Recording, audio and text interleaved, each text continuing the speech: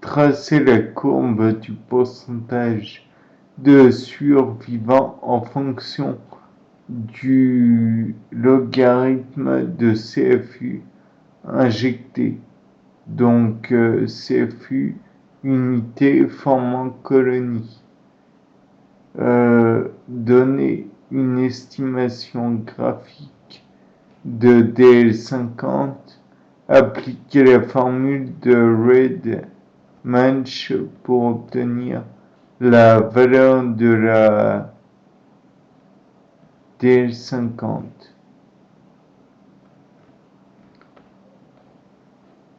Et cette formule, c'est le pourcentage de mortalité au-dessus de 50%,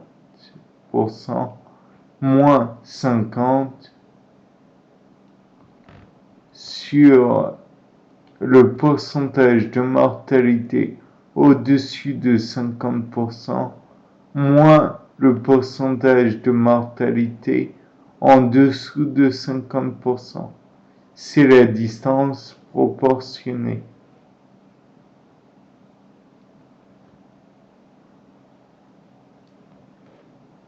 Enfin, la valeur de la DL50, elle est calculée ainsi. Log DL50 égale log CFU en dessous de 50% de mortalité, plus sa distance proportionnée, comme on l'a vu précédemment.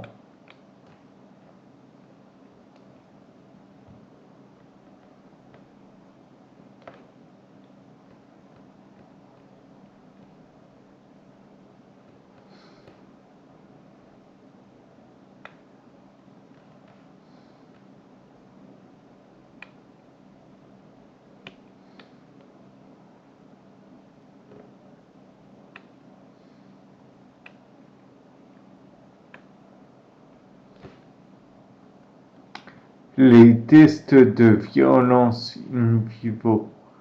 Conclusion.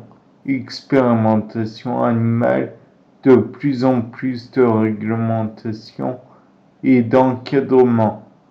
Chaque protocole doit être validé par un comité d'éthique. Application de la règle des 3 R. Tout d'abord, réduire le nombre d'animaux au strict nécessaire. Il faut éviter la répétition des études dont les objectifs sont les mêmes en harmonisant les réglementations au plan international, en rejetant les investigations discutables. Quelques précis de la DL50 et en développant les méthodes complémentaires d'investigation. Donc en somme, on doit faire au minimum appel aux animaux. Le test sur animal doit être le dernier recours.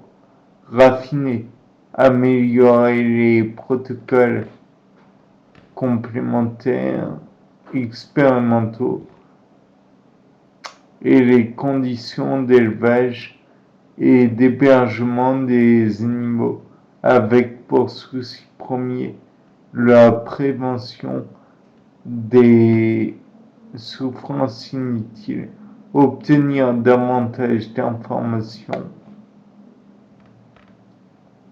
en rejetant les investigations discutables, quelques précis de la DL50 et en développant les méthodes complémentaires d'investigation. En somme, améliorer les protocoles expérimentaux, c'est-à-dire les rendre le plus précis possible, ne pas trop en demander à l'animal. De plus, il doit vivre dans des conditions décentes.